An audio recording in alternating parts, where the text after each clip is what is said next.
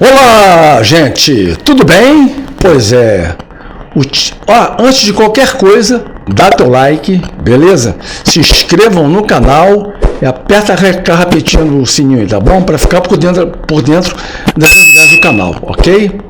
Olha só, antes de qualquer coisa, em primeiro lugar, minha solidariedade total ao povo do Rio Grande do Sul, que está sofrendo muito, mas muito, lá com essas enchentes e essas chuvas, tá? Toda a força do Senhor Deus para vocês, que tudo sempre dê certo, que vocês achem o mais breve possível o melhor para vocês. De coração, do fundo do meu coração, que tudo dê certo sempre. Que Deus colabore com tudo com vocês, tá bom? Bom, gente, olha só. O título é exatamente este que está aí. Vasco e Bota perdem. Aliás, Bota e Vasco perdem. Braz critica a arbitragem. Exatamente. Eu vou deixar para a segunda parte do que eu vou falar aqui. Antes eu vou falar do Vasco e do Botafogo e vou deixar para o final um vídeo, né? Que tem, aliás, uma imagem que eu vou deixar, o áudio do Braz e do Spindel também, do Bruno Spindel, do Marcos Braz, falando da arbitragem que o Flamengo aconteceu lá em Bragança Paulista, tá bom? Vocês vão ficar só no final, mas olha só. Eu vou falar agora, sinceramente, do Vasco da Gama. O Vasco jogou muito bem, mas muito bem. Não pensem não. O Vasco jogou maravilhosamente bem. Olha só, o Vasco era para ter, prestem atenção, ele perdeu o Hugo Moura com acho que, não sei quanto tempo, bem no começo do primeiro tempo, que o Vasco começou a jogar com 10, tá? O Vasco jogou com 10 homens desde o primeiro tempo. Sinceramente, era para ter levado uma goleada acima do esperado no primeiro tempo. 2 bolas na trave do primeiro, 2 no segundo e o gol. Só já seriam 5, né, contra o Vasco. 5 oportunidades contra o Vasco. Só que o Vasco foi guerreiro, foi brilhante, foi bom no segundo tempo. Mas no primeiro tempo, realmente, o Vasco deixou a desejar. O Vasco não foi o Vasco do primeiro tempo que a gente está acostumado a ver. Aquele Vasco aguerrido, com força, mesmo sendo um bando, mas o Judé falou uma coisa que eu gostei. O Vasco foi na força, foi no talento, tentou entrar no talento do Lucas Piton, do Verratti, todo mundo, do Paulo Henrique, mas o Paulo Henrique cansou no segundo tempo. Entendeu? E aquela história, por que o Adson não está como titular e está o Rossi? Ninguém entendeu, nem o Dé entendeu isso até agora. O Rossi joga muito, gente, mas muita bola. O Adson joga muita bola, mas muita bola. Entendeu? Infelizmente aquela história, aconteceu. Mas não devia ter acontecido, porque o Vasco foi muito, mas muito melhor no segundo tempo do que o Atlético Paranaense. O Vasco chegou a incomodar, ir para cima, fez jogar nele, fez diagonal, estruturou muito bem a sua parte defensiva, a sua parte ofensiva, e também a defensiva, que o Vasco soube se armar ali. O Vasco soube se armar direitinho, mas numa boa mesmo, sem pestanejar. E realmente aquela história, infelizmente, perdeu o jogo. Perdeu um 1-0 para um clube que, sinceramente, para um time que, sinceramente, é líder, tudo bem, mas se for por merecimento, não merece não. Tem gente mais competente que o Atlético Paranaense, sinto muito. Mas eu estou vendo, eu estou acompanhando todos os jogos. Palmeiras é um que está muito bem também, Flamengo é um que está muito bem. Paciência, né? A sorte às vezes não ajuda, né? Às vezes não ajuda o competente. Porque para ser competente tem que ter sorte. Sorte também tem competência. Mas o Flamengo foi incompetente nas suas versões de concluir a gol. Como o Vasco foi, como o Botafogo está sendo, o Fluminense está sendo também. Os 4 do Rio estão sofrendo disso. O Palmeiras também está sofrendo disso. Mas ganhou do Cuiabá. Aí que tá, ganhou, né? Mas aquela história. É ir para cima. O Vasco realmente fez tudo que podia. Tudo. Mas infelizmente não aconteceu. Não aconteceu, então realmente não deu certo, né? Bom, agora eu vou falar do Botafogo de Futebol e Regatas. Começou muito bem o jogo. Mas é aquela história, né? No final do primeiro tempo, eu estava vendo o Botafogo muito bem, mas no final do primeiro tempo, com toda honestidade eu vou falar para vocês, com toda honestidade mesmo eu vou falar agora para vocês. Eu não vi melhora nenhuma de arrumação tática no Botafogo. Sabe por quê? Este técnico, ele gosta de inventar. É outro, o Mister, que vocês acham. Vocês acham que ele vai ser igual ao Jorge Jesus? Para com isso. Para. Que nem dizia o Gilson Ricardo: ô meu querido, para com isso, deixa disso, para com isso. E é verdade. É verdade. Não pensa que vai ter aquela pegada igual do Flamengo. Não vai, não adianta. Só Jesus faz isso, só o Jorge Jesus faz isso. Eu, sinceramente, não vi um técnico igual ele até hoje aqui. Não vi até hoje. Mais ou menos parecido o Abel do Palmeiras. Mais ou menos. Não é igual não. Mais ou menos igual. Mais ou menos, mais para menos do que para mais. Então aquela história, essa ousadia, aquela coisa para cima, para cima, não adianta. Botafogo não vai conseguir isso. É aquela história, tem um senhor jogador chamado Júnior Santos, que tem que ir com urgência para a seleção brasileira. Que lamentavelmente não sei se faz durar muito tempo aqui no Botafogo não. Daqui a um tempo pode ser que alguém compre ele. Porque é um baita de um jogador, um senhor jogador, Júnior Santos. Para mim, hoje é o melhor jogador do Brasil. Disparado. Não tem igual. Quando ele está bem, o Botafogo está bem. Quando está mal, o Botafogo está mal. Hoje ele estava mal. Não estava muito bem.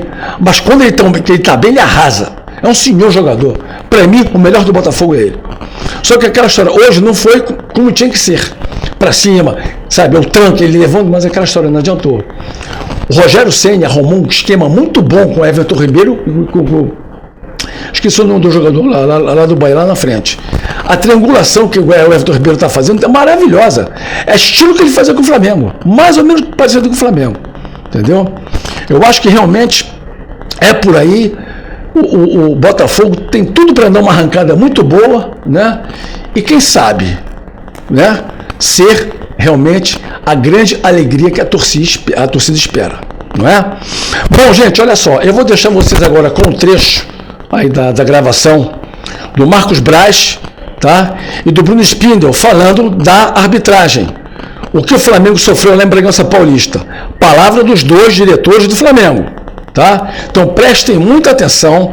Braz fala claramente, não é só o Flamengo que tem que se queixar das arbitragens, são todos os clubes, todos em geral, sem exceção, mas não ficar com medo de intimidações de dirigentes. Vocês sabem de que eu estou falando, eu não vou dizer o nome que eu não quero aqui, sabe, sofrer essas críticas, sofrer alguma coisa por fora, porque é aquela história. Até a gente se expressando, explicando, está difícil. Mas prestem muita atenção no que o Marcos Braz e o Bruno Spindel vão falar. Volto logo em seguida. Até já. Vocês. Boa noite a todos. Hoje, eu acho que o assunto que a gente tem que falar aqui não pode ser diferente, tem que ser a arbitragem, né? A maneira que está sendo conduzida a arbitragem no futebol brasileiro, nesse campeonato, eu acho que é preocupante para todos nós. Não é só para o Flamengo hoje, não. É para o Flamengo também. Né? A gente, na primeira rodada do campeonato, em que um juiz, num jogo muito disputado, num jogo muito controverso, mas que acertou muito. E quem disse isso não fui eu, não foi o Flamengo. São os especialistas aí, os jornalistas, as pessoas que têm mais... de fato, análise mais transparente, mais clara das jogagens. O que aconteceu? E todos foram unânimes que o juiz apitou bem, tranquilamente, deu um pênalti contra o Flamengo, então estou muito à vontade de falar, um pênalti em que a gente viu hoje aí que ia também, igual. E o que aconteceu com esse juiz? Geladeira, 120 dias. Então, quando apita bem, ou apita de uma maneira em que acerta muito mais que erra, na primeira rodada manda essa mensagem para todos. Aí você vai na sequência, contra o Botafogo, em que perdemos o jogo. O jogador botou uma máscara dentro de campo, na frente do juiz. O juiz vai, amarela, frouxo. Sequer dá amarelo. Sequer não, ele deveria ter dado amarelo. Mas esse deveria não é interpretação, é regra. Não deu amarelo, jogada subsequente, o mesmo jogador tomou o amarelo. Então, assim, é estarrecedor o que está acontecendo. Está dando pena ver os árbitros. Pena. Quem conhece um pouquinho de futebol aí, está vendo. Então, altamente pressionados, altamente com psicológico já chegando nos jogos em que dá até pena. Dá pena. O que eu vi no final aqui do jogo aqui, eu não quis nem falar muito. O que eu falei ali para os árbitros ali era que eles deveriam se unir, deveriam se posicionar em algumas questões em relação às acusações que foram feitas. Eu falei isso, nem reclamei. Fiquei com pena de reclamar do jogo. Então, assim, essa é a sequência, é o que está no futebol brasileiro, é uma piada o que está acontecendo. Enfim, aí você vem para o jogo de hoje. Sequer chamamos o VAR na situação do pênalti do Flamengo. Sequer chama o VAR. A tecnologia está ali exatamente para você interpretar, para você chama o juiz e ele interpreta. Se viu que não teria nenhum problema, que não viu nenhum lance faltoso, ele segue o jogo. Então, assim, é uma vergonha o que está acontecendo. Agora eu quero saber o seguinte, eu quero entender se é quem bate mais forte na mesa, se é quem briga mais é que está levando. É isso que a CBF está se ajoelhando? A isso? A quem dá porrada na mesa, a quem bate, a quem fala de inalações perigosíssimas? Então, a gente tem que ver como é que vai fazer, porque senão isso não vai acabar bem, o campeonato não vai acabar bem. Não vai acabar bem, não é para o Flamengo, é para ninguém. Agora, a gente tem que entender. Se a gente entender que tem que falar e vai ter que pressionar, não tenha dúvida que o Flamengo vai fazer isso também. Eu não acho esse o caminho correto, eu não acho o caminho plausível, mas está vergonhoso. Está vergonhoso. O que a gente viu hoje aí é digno de pena. De não chamar o VAR em 2, 3 lances, em análises que eram perfeitamente fáceis de você interpretar se chamasse o VAR, se usasse a tecnologia. Mas quem está no VAR também está pressionado. Né? Os pontos lá em que as interferências que entram por aqui, pelos telefones. Interferências que eu digo em relação a que fala se foi ou não foi, o que acha. E essa interpretação tem que ser da pessoa que está ali, na hora. Então eu vou dar até uma sugestão. Eu não sei se tem isso, mas eu vou dar uma sugestão. Entrou dentro do VAR lá, não pode ter celular lá dentro. Não pode ter nenhuma comunicação lá dentro que não for a comunicação, claro, que é pertinente ao êxito do trabalho, a fazer o trabalho. Então, assim, não tem... Está dando pena. Essa que é a verdade. Não sei se o Bruno quer completar, ele já falou um pouco mais, mas eu acho que ele deve contribuir com mais o que ele acha.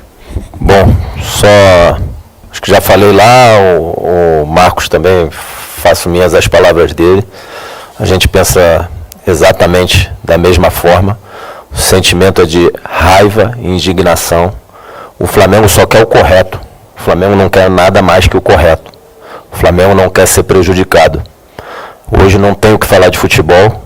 Na nossa visão, o Flamengo mereceu vencer, mas não tem o que falar de futebol, porque o que tem para falar hoje é de arbitragem do que precedeu em termos das atitudes da CBF e o que aconteceu hoje. O que aconteceu hoje aqui é uma vergonha, de dar raiva, de dar indignação, interferiu diretamente no resultado. A falta de critério é explícita. O medo dos árbitros, quando apitam com o Flamengo, ele é explícito. A CBF claramente passa uma mensagem: se for correto com o Flamengo, no jogo do Flamengo, vai para a geladeira. Eu vou ser um pouquinho mais específico, esclarecer um pouco mais por que eu estou falando isso. 2 dias antes do primeiro jogo, lá com o Atlético Goianiense, a comissão de arbitragem, a gente tem os vídeos. Temos vídeos da comissão de arbitragem instruindo os nossos atletas e a nossa comissão técnica. Está gravado lá no auditório do CT. 3 instruções muito claras. Primeiro, o uso de parte dura do corpo no rosto. Falta, dependendo da intensidade, é amarelo ou vermelho. O Maguinho acertou o cotovelo na cara do Bruno dentro da área, tanto que cortou o lado do Bruno e sangrou o lábio. E aí, você dizer que isso aí não é falta dentro da orientação da comissão de arbitragem, que é o critério que está estabelecido... Para deixar claro, só para ajudar, o critério não é nosso, não é sugestão nosso, é apresentado pela CBF, apresentado pela comissão de arbitragem. Então, eles mesmos, eles próprios, que apresentam o critério, depois não usam o critério ou fazem de maneira subjetiva, que é aí que é o perigoso no futebol. Sim. E aí, essa foi uma instrução. A segunda instrução, área técnica, treinador, comissão técnica, os atletas. Primeiro, só um membro da comissão técnica circulando na área técnica. Segundo, respeito com o árbitro. Tanto no respeito da área técnica, até no jogo Flamengo e Amazonas, o Adilson ia quase lá na bandeirinha de escanteio. Se o Tite fizesse isso aí, ia tomar amarelo. Se o Tite fizesse isso aí, ia tomar amarelo, com certeza. O Adilson foi várias vezes quase na bandeirinha de escanteio. O árbitro do Flamengo e Atlético Goianiense cumpriu o que a comissão de arbitragem falou, expulsou o Jair. E, por último, a outra questão que eles tocaram lá foi, se o jogo parar muito, eles vão dar acréscimo. Teve 120 minutos o jogo. O jogo teve 120 minutos e ele deu os acréscimos já depois do Flamengo estar ganhando. E respeitou os acréscimos. Os comentaristas de arbitragem, jornalistas, vocês, todo mundo disse que o árbitro fez tudo certo e ele foi para a geladeira. E como o Marcos disse aqui, ele deu um pênalti para o Atlético Goianiense. E se vocês forem ver o lance do pênalti do Atlético Goianiense, até poderia não dar. Não estou falando pelo lance do Léo Pereira, não. Antes do Léo Pereira fazer a possível falta no jogador do Atlético Goianiense, o jogador do Atlético Goianiense dá um encontrão no Rossi, que está com a bola sob controle. Todo mundo sabe o que o jogador foi fazer ali para bater no Rossi. O que o jogador foi fazer ali? O VAR, já que chamou a falta do Léo, poderia ter chamado a falta, não era para chamar, que o árbitro deixou seguir, poderia ter dado a falta do jogador do Atlético Goianiense no Rossi antes. Então, até da marcação do pênalti dá para discordar, mas se o contato do Léo é pênalti, o contato do jogador do Atlético Goianiense tem que ser, e se o do Léo é pênalti, no Fabrício é falta, no Luiz Araújo hoje é falta também. E o mais assintoso de tudo, que é, como o Marcos disse, está escrito na regra, vocês podem procurar lá, está escrito na regra, fazer o uso de máscara ou qualquer outro adereço que cubra o rosto na comemoração de gol é cartão amarelo. Na frente do Daronco, na frente do Klaus, eles não deram amarelo, eles estão acuados e a mensagem da CBF como é que estou tentando achar a palavra aqui, se ela é intencional ou não, a mensagem da CBF para os árbitros é muito clara. Foi correto com o Flamengo, vai para a geladeira. Enfim, eu acho que o certo era o Tite estar aqui, claro, para falar de futebol, mas com certeza ele não falaria de futebol, né? As perguntas seriam exatamente nesse sentido da arbitragem e entre ter uma exposição do técnico, entre ter uma exposição dos dirigentes, tem que ser exposto os dirigentes, até porque se o Tite vem da maneira que ele está lá no vestiário, assim, eu acho que não seria bom para o Flamengo, não seria bom para absolutamente ninguém.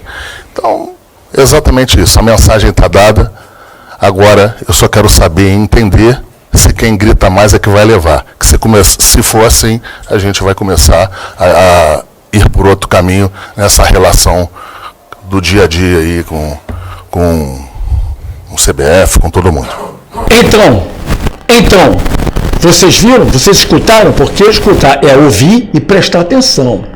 Escutaram o que o Braz falou, escutaram o que o Spindle falou? Escutaram? Vocês escutaram com atenção? Claramente o que eles disseram? É isso. Se não tomar uma providência agora, o nosso futebol está arriscado a ficar, desculpe com toda a franqueza, a CBF tem que tomar uma providência urgente, porque se não tomar esta providência, sabe o que vai acontecer com o futebol brasileiro? Vai ficar desacreditado. Acreditem nisso. Sabe por quê? Porque lá fora pode até ter esquema, mas é muito difícil pegar. É muito difícil não punir. Vai ser punido. E tinha que ser assim no futebol brasileiro. Entenderam? Isso tem que acontecer no futebol brasileiro? Sim, urgentemente. Tá bom? Gente, eu já vou ficando por aqui. Uma linda semana para todo mundo, maravilhosa. Terça-feira estarei aqui fazendo a crítica do Flamengo, que vai jogar com palestinos lá, né? Estarei aqui fazendo a crítica. Terça-feira estou de volta. Uma linda semana para todo mundo, astral sempre, saúde plena, sempre para todos vocês. Meu muito obrigado, sempre agradecendo a todos vocês. Ronaldo César. Valeu, obrigado, forte abraço, valeu, é por aí e valeu! Se inscreva no canal, venha para o Cantinho do Torcedor.